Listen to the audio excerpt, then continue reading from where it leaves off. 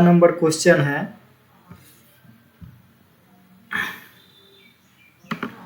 पहला number question का है नाभिकीय विखंडन की खोज किसने की थी। नाभिकीय विखंडन की जो खोज किए थे वो ऑटो हॉर्न एवं स्ट्रॉसमैन ने किए थे। नाभिकीय विखंडन की खोज, इसका विश्लेषण देख लीजिए। भारी नाभिक वाले परमाणुओं का दो लगभग समान द्रव्यमान वाले नाभिक में विभक्त हो जाना नाभिकीय विखंडन कहलाता है। सर्वप्रथम जर्मन वैज्ञानिक ऑटो हॉर्न एवं स्ट्रॉसमैन ने 1939 ईस्वी में यूरेनियम परमाणु पर मंद गति के न्यूट्रॉन की बौछार करके इसके नाभिक को दो लगभग बराबर द्रव्यमान वाले नाभिकों में विभक्त किया। इस प्रक्रिया में अत्यधिक मात्रा में ऊर्जा तथा 2 या 3 न्यूट्रॉन उत्सर्जित होते हैं। इस अभिक्रिया को नाभिकीय विखंडन तथा इससे प्राप्त ऊर्जा को नाभिकीय ऊर्जा कहते हैं। यहाँ से प्राप्त होता है कि जर्मन वैज्ञानिक ने जो है नाभिकीय विखंडन क्या करा, नाभिकीय विखंडन की खोज किए थे। कब? तो 1939 ईस्वी में नाभिकीय विखंडन की खोज कौन किया था? ऑटो हॉर्न एवं स्ट्रॉसमैन ने 1939 ईस्वी में। और कौन वैज्ञानिक थे? तो जर्मन वैज्ञानिक थे। अगला क्वेश्चन है, कोशिका का रसोई घर किसे कहा जाता है? कोशिका का रसोई घर किसे कहा जाता है? सबसे पहले कोशिका के बारे में हम जानते हैं। तो कोशिका आप जानते होंगे कि हमारा शरीर या किसी भी जीव का शरीर छोटे छोटे कोशिकाओं से मिलकर एक शरीर का निर्माण हुआ है।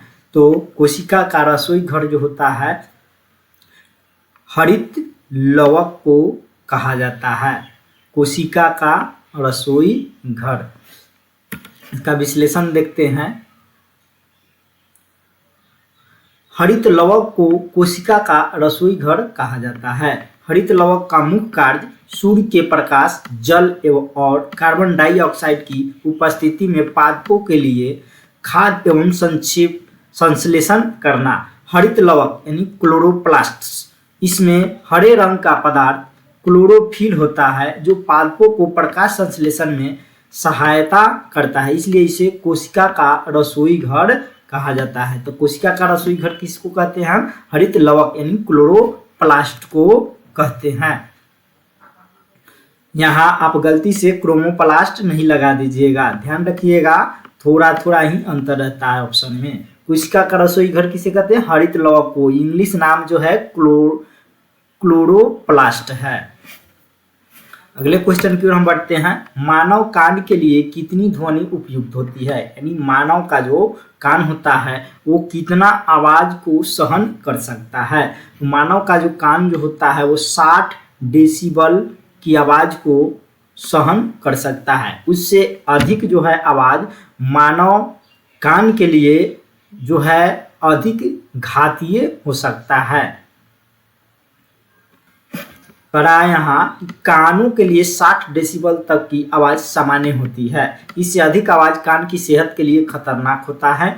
ध्वनि यानी शोर की तीव्रता डेसिबल में व्यक्त किया जाता है। इससे हम संक्षेप में डीबी कहते हैं। डेसिबल यानी तीव्रता, यानी ध्वनि शोर की तीव्रता को डेसिबल में यानी डीबी कहा जाता है। यानी तीव्रता, ध्वनि की तीव्रता डेसिबल यानी 60 डेसिबल के बराबर मनुष्य के कान को सहन कर सकता है। उससे अधिक जो है ध्वनि की तीव्रता मनुष्य के कान के लिए जो है अधिक खतरनाक यानी हो सकता है उसके कान को कभी काल के हमेशा के लिए बंद हो जाए, यानी सुनना, कान के चदरे फट जाए, ये सब हो सकता है।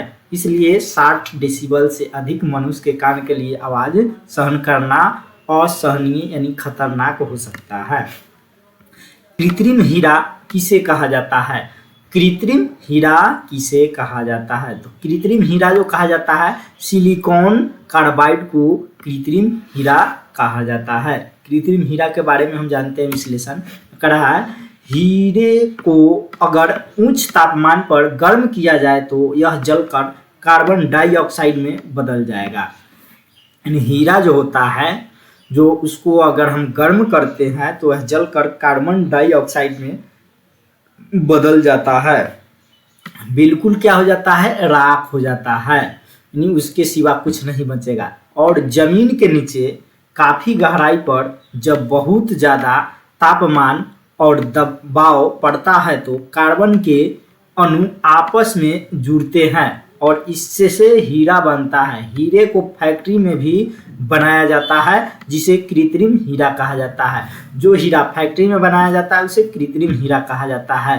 कृत्रिम हीरे का नाम जो है सिलिकॉन कार्बाइड है। अगले क्वेश्चन की ओर हम बढ़ते हैं। अगला क्वेश्चन कह रहा है प्रकाश का वर्ण विक्षेपण संभव है। प्रकाश का वर्ण विक्षेपण जो है प्रिज्म के द्वारा संभव है। प्रकाश का वर्ण विक्षेपण फैलाव प्रिज्म एक ऑप्टिकल प्रिज्म नामक उपकरण से संभव होता है जिसमें आमतौर पर एक ज्यामितीय त्रिकोणीय प्रिज्म का आकार होता है जिसका उपयोग प्रकाश को फैलाने के लिए किया जाता है। अर्थात प्रकाश को उसके वर्णक्रमीय घटकों में अलग करने के लिए प्रकाश का वर्ण विक्षेपण किया जाता है। प्रकाश का वर्ण विक्षेपण जो है प्रिज्म के द्वारा ही संभव है। अगला क्वेश्चन है लेंस की क्षमता मापी जाती है। तो लेंस की क्षमता जो मापी जाती है डायोप्टर में मापी जाती है। लेंस की क्षमता उस फोकस दूरी से ज्ञात की जाती है। लेंस की क्षमता किससे ज्ञात की जाती है? फोकस दूरी से। सबसे चंद बिंदु जान लेते हैं लेंस की क्षमता के संदर्भ में। हम लेंस की क्षमता एक विमाहीन राशि है। एक उत्तल लेंस की क्षमता धनात्मक होती है तथा एक अवतल लेंस की क्षमता जो होती है ऋणात्मक होती है। लेंस की क्षमता का मात्रक डायोप्टर होता है। लेंस की क्षमता किससे मापा जाता है? डायोप्टर से। इसमें जो है आपका कई गो क्वेश्चन बन जाता है। कितने क्वेश्चन? लेंस की क्षमता क्या होता है? एक विमाहीन राशि होता है। अगर क्वेश्चन पूछे लेंस की क्षमता एक कैसी राशि होती है तब विमाहीन। उत्तल लेंस की क्षमता क्या होता है? तो धनात्मक होता है। अवतल लेंस की क्षमता क्या होती है? तो ऋणात्मक होता है। इसमें 3 या 4 क्वेश्चन हमारे बन जाते हैं। अगला क्वेश्चन है चिकित्सा स्थितियों का निदान करने के लिए एमआरआई यानी एमआरआई जो हॉस्पिटल में प्रयोग किया जाता है चिकित्सा स्थिति यानी आपकी बीमारी को पहचानने के लिए उस तकनीक का उपयोग किया जाता है उसमें किसका उपयोग नहीं होता है? इसमें जो ऑप्शन दिया गया है इसमें से उसमें कौन सा है जो उपयोग नहीं होता है? तो एक्स किरण जो है इसमें उपयोग नहीं होता है। बाद बाकी सब चीज का उपयोग इसमें होता है। अगला है जब एक ध्वनि तरंग एक माध्यम से दूसरे माध्यम में जाती है तो कौन राशि अपरिवर्तित रहता है? जब ध्वनि तरंगे जो है एक माध्यम से दूसरे माध्यम में जाती है तो उसका आयाम जो है बदल जाता है, तरंगदैर्घ्य भी बदल जाता है और चाल भी बदल जाता है, लेकिन आवृत्ति जो है उसकी ज्यों का त्यों रह जाती है। इसलिए इसका राइट आंसर क्या हो जाएगा? आवृत्ति। अगले क्वेश्चन की ओर हम बढ़ते हैं। प्रकाश वर्ष मात्रक है। प्रकाश वर्ष जो मात्रक है वो है दूरी का मात्रक है प्रकाश वर्ष। प्रकाश वर्ष दूरी से ही ज्ञात किया जाता है। यहाँ कह रहा है प्रकाश वर्ष यानी लाइट ईयर। प्रकाश वर्ष खगोलीय पिंडों के बीच की दूरियां जैसे पृथ्वी या सूर्य के बीच की दूरी अथवा पृथ्वी से तारों की दूरी बहुत बड़ी होती है तथा उन्हें व्यक्त करने के लिए बड़े मात्रक प्रयुक्त किए जाते हैं।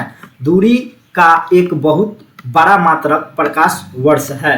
यानी प्रकाश वर्ष को दूरी के मात्रक से ही हम तैयार कर सकते हैं। प्रकाश वर्ष वह दूरी है जो कि प्रकाश रिक्त स्थान यानी निर्वात में एक वर्ष में तय किया जाता है।